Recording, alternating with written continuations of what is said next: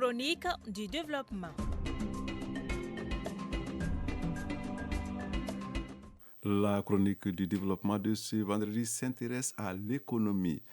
Le Mali table sur une croissance économique de 5,2% cette année contre 4,6% en 2021. Cette prévision se base sur la production record du coton enregistrée pendant la campagne en cours, estimée à 760 000 tonnes, plaçant le Mali en tête des producteurs en Afrique. Aussi, l'augmentation du cours de l'or sur le marché international en est pour quelque chose. Alors, qu'est-ce que cela implique dans un contexte de sanctions imposées au pays? Faut-il s'attendre à un correctif budgétaire? Élément de réponse dans ce numéro de la chronique du développement. C'est une réalisation de Soumaïla Berté. Après le vote de loi de finances 2022 en décembre dernier par le Conseil national de transition, le ministère de l'économie et des finances prévoit un taux de croissance de 5,2% pour cette année, un taux supérieur à celui de 2021 fixé à 4,6%. La mise en œuvre de ce dernier a été laborieuse à cause du contexte économique national et international défavorable.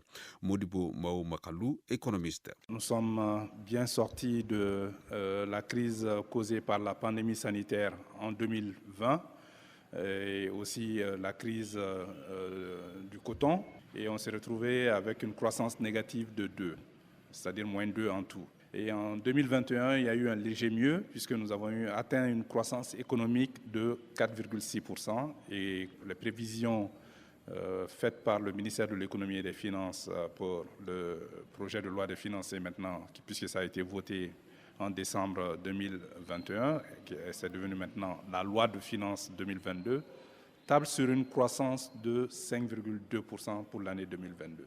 Cette prévision de 5,2% de croissance économique repose sur un certain nombre de facteurs. D'abord, la production record de coton enregistrée cette année, estimée à 760 000 tonnes, faisant du Mali le premier producteur sur le continent. Il y a aussi l'or dont le cours est en hausse sur le marché international auquel s'ajoute le bétail sur pied. Toutefois, avertit l'expert indépendant, le Mali doit diversifier les sources de croissance et améliorer sa production nationale. Il va falloir que nous trouvions d'autres sources de croissance, que nous améliorons notre production nationale. Parce que vous savez, ce que nous avons comme produit et que nous vendons à l'extérieur sont composés essentiellement d'or, de coton et d'animaux vivants, mais que nous ne transformons pas. C'est en transformant les produits, c'est en produisant plus et en transformant ces produits que nous aurons des produits à valeur ajoutée. Ça veut dire que le revenu peut augmenter pour notre pays. En ce moment, nous pouvons consommer une partie et vendre une partie à l'extérieur. Donc il va falloir que nous voyions comment le secteur minier peut mieux contribuer à l'amélioration des conditions de vie des Maliens. En 2020, l'or composait 82% de nos recettes d'exportation.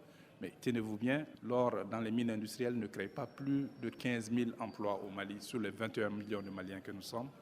Alors que le coton, qui n'a produit que 6% des recettes d'exportation en 2020, il y a 4 à 5 millions de Maliens qui dépendent de ce coton-là et de ses produits dérivés. Un taux de croissance de 5,2% est certes ambitieux, mais dans un contexte de sanctions de la CEDEAO et de l'IMOA, cette projection est-elle tenable si le statu quo se prolonge?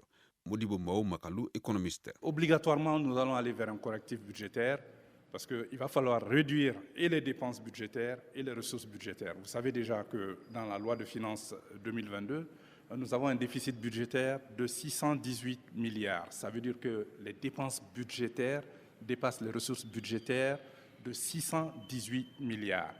Et ce gap, ce déficit budgétaire, on doit le financer. Et on le finance en empruntant de l'argent. Et généralement, ça se fait au niveau du marché régional financier et monétaire de l'Union économique et monétaire ouest-africaine. Mais on nous a exclus de ce système. Donc on ne peut plus emprunter ni rembourser nos anciens prêts. Et ce qui nous fait qu'on est un peu isolé du système financier international. Donc ça va avoir des difficultés sur la trésorerie de l'État, parce que tous les États se refinancent sur ce marché-là. Et tenez-vous bien, en 2021, le Mali avait quand même emprunté sur ce marché 900 milliards de francs CFA, environ 875 exactement, et 600 milliards ont déjà été remboursés. Donc le reliquat qui reste, le ministre des Finances a essayé de rembourser une partie en janvier. Ils ont refusé cette somme, bien vrai que les liquidités existent. Juste pour nous mettre à l'écart et nous faire passer pour des mauvais payeurs. Et quand cela arrive, finalement, personne ne vous prête de l'argent. Donc on va devoir revoir et les dépenses budgétaires à la baisse et les ressources budgétaires à la baisse, parce que les ressources budgétaires en 2022, on table sur 2131 milliards de francs CFA. Et sur ces 2131 milliards de francs CFA, 1800 milliards sont des recettes fiscales nettes. Et ces recettes fiscales nettes proviennent essentiellement des impôts pour 55% et du service des douanes pour 37%. Donc, si les frontières sont fermées, évidemment, on n'aura pas de droit de douane.